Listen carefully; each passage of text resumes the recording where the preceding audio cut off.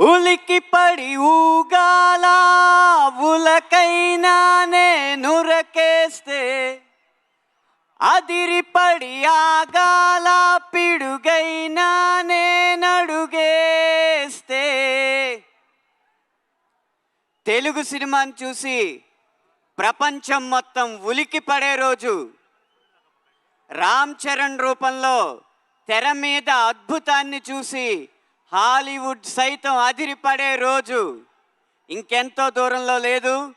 ఆ రోజు పెద్ది బల్ల గుద్ది రికార్డులు బద్దల కొట్టి మరీ నిరూపించుకునే రోజు జూన్ 4, 2026.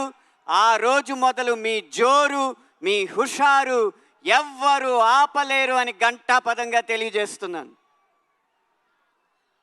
రాబోయే ఆ విజయ బేర్ని విజిల్స్ రూపంలో వినిపించడానికి విజయవాడ గడ్డకి, విజయవాడ నడి బొడ్డుకి విచ్చేసిన అభిమానులందరికీ, ఊరి నుంచి ఇక్కడికి ఉరుక్కుంటూ వచ్చిన ప్రతి ఒక్కరికి ఈ ఊపిరి సాక్షిగా వందనాలు అర్పిస్తున్నాను. నేను రాసిన పాట వేలాది మంది ముందు ఏఆర్ రెహమాన్ గారు ఎలుగెత్తి పాడడం, రామ్ చరణ్ గారు వెండి తెర మీద విరగబడి ఆడడం, నేను రై రై రారా అని పిలిచిన, హల్లల్లల్లో అని పలకరించిన, మస్సా మస్సా అని ఉసిగొలిపిన, ఉత్సాహంగా వచ్చి ఆ పాటలకి మీరంతా నీరాజనాలు పట్టి 100 మిలియన్ల వ్యూలు అందించడం, ఒక పాటల రచయితగా ఇంతకన్నా విజయం, ఇంతకన్నా గొప్ప ఆనందం, ఇంతకు మించిన అదృష్టం ఉండదు, ఉండబోదు అని వినయంగా మీకు తెలియజేసుకుంటున్నాను. ఇవన్నీ కూడా నాకు ఒకే ఒక్క సినిమాతో అందించింది ఆ ఒకే ఒక్కడు. అతను ఎవరో కాదు, ఒక క్రాస్ ఓవర్ అథ్లెట్.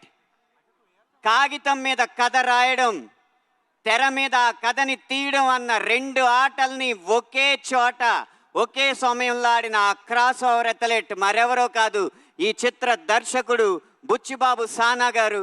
ఆయన ఇంటి పేరు నిలబెట్టాలనుకుంటారేమో, అందుకనే మమ్మల్ని అందరినీ అలా సానబడుతూ ఉంటారు, మా మెదళ్ళకి అలా సానబెడుతూనే ఉంటారు.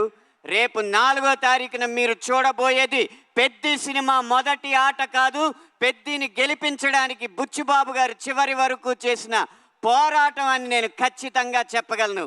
ఆ క్రాస్ ఓవర్ అథ్లెట్కి ఆట స్థలాన్ని, ఆట వస్తువుల్ని, ఆట జట్టుని అందించి అందరినీ అల్లారు ముద్దుగా చూసుకున్న కిల్లారు సతీష్ గారు, నిర్మాత గారు, వారందరికీ కూడా మనమందరం అభినందనలు తెలియజేయాలి, ధన్యవాదాలు తెలియజేయాలి. ఈ చిత్ర బృందంలో ఎవరి గురించి ఎంత చెప్పినా, ఆ ఒక్కరి గురించి మాత్రం ఏం చెప్పినా తక్కువే. ఆయన ఎవరో కాదు, ఈ చిత్రాన్ని నడిపించిన కథానాయకుడు mega power star Ram Charan గారు. గాయాల పాలైన షూటింగ్లో పాల్గొన్న ఆయన అంకిత భావం, మాలలో ఉన్నా సరే మల్ల యోధుడిగా తన శరీరాన్ని మలుచుకున్న ఆయన కష్టం, వాటెనకాలన్న కథలు వింటూ ఉంటే మీకొక్కొక్కరికి రోమాలు నిక్కపొడుచుకోవడం ఖాయం. కానీ ఈ సినిమాకి రామ్ చరణ్ గారి కంటే పెద్ద హీరో ఉన్నారు.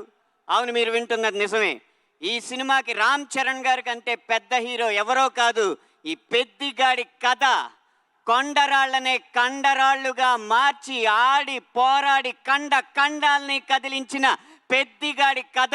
మీరు టీజర్లో నిదర్శనం చూసే ఉంటారు. పెహల్వాన్ పెద్దిగా కనపడుతుంటే అక్కడ కనపడుతుంది రామ్ చరణ్ కాదు, ఆంజనేయ స్వామి అని ప్రతి గుండె ఈ ఆంధ్రప్రదేశ్, తెలంగాణ మొత్తం ప్రతిధ్వనించింది. అది ఈ కథకున్న బలం. ఏదో కొండ కింద ఊరు, 500 గడపలు కూడా ఉండవు. ఆ ఊరి కోసం పోరాడినోడికి దేశం మొత్తం ఎందుకు నీరాజనాలు పడుతుంది అంటారా? ఇన్ని కోట్ల ఎకరాలు ఉన్న ఈ దేశంలో ఆ 5 ఎకరాల కోసం దేశం మొత్తం 100 సంవత్సరాలు పోరాడి సాధించలేదా? ప్రతి ఊరు ఈ దేశానికి అయోధ్యే. అక్కడ పుట్టిన ప్రతి కొడుకు రాముడే. కన్న ఊరి కోసం, కన్న వారి కోసం అతడు చేసే ప్రతి ప్రయత్నం యుద్ధమే.